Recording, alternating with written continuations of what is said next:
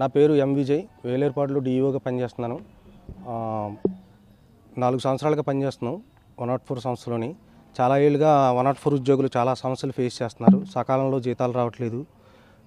PF వాటా ప్రభుత్వం యాజమాన్యం చెల్లించాల్సిన పీఎఫ్ కూడా మా జీతాల నుంచే కట్ చేస్తున్నారు అన్యాయంగాని.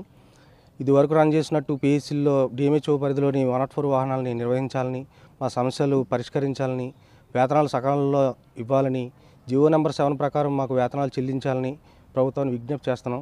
ఇప్పటికే ఉన్న సమస్యలను పరిష్కరించి వెంటనే ప్రభుత్వం స్పందించి చర్యలు తీసుకోవాలని కోరుకుంటున్నాం. పాత్రికేయ మిత్రులకి ధన్యవాదాలు. ఈరోజు ఏలూరులో 104 ఉద్యోగులం అందరం ధర్నా చేస్తున్నాము.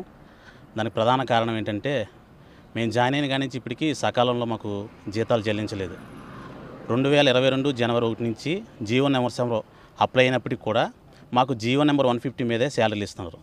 ఇప్పటికీ చాలీచాలని జీతాలతో మరి కుటుంబాలు చాలా ఇబ్బంది పడుతున్న తరుణంలో కూటమి ప్రభుత్వం మమ్మల్ని అందరినీ దృష్టిలో ఉంచుకొని మా అందరికీ జీవో నెంబర్ 7 మీద జీతాలు చెల్లిస్తుందని మేము నమ్ముతున్నాం. ఇప్పటికీ 4 సంవత్సరాల నుంచి యాజమాన్యం చెల్లించాల్సిన ఎంప్లాయర్ వాటాని ఎంప్లాయీల నుంచి తీసుకుంటున్నారు. దాని ద్వారా ప్రతి ఎంప్లాయ్ ఇప్పటికీ ఒక 80,000 రూపాయల వరకు 4 సంవత్సరాల మీద నష్టపోయామాట.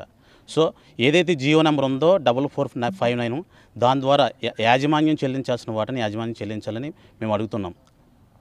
ఇప్పటికైనా కూటమి ప్రభుత్వం మా 104 ఉద్యోగులందరినీ దృష్టిలో పెట్టుకుని ప్రభుత్వం ద్వారా ఈ కార్యక్రమం జరిగించాలని, పిహెచ్సి ద్వారా నిర్వహించాలని, థర్డ్ పార్టీకి కానీ ఎటువంటి సర్వీస్ ప్రొవైడర్కి ఇవ్వకుండా భవిష్యత్ దినాల్లో మేమందరం సంతోషంగా ఉండేలాగా మీరే సహాయం చేయాలని ప్రాముఖ్యంగా కూటమి ప్రభుత్వాన్ని, పవన్ కళ్యాణ్ గారిని, లోకేష్ గారిని, చంద్రబాబు నాయుడు గారిని అందరూ మేము కోరుకుంటున్నాం. ఈ సహకారాన్ని అందించిన పాత్రికేయ మిత్రులందరికీ మా ధన్యవాదాలు తెలియజేస్తున్నాం.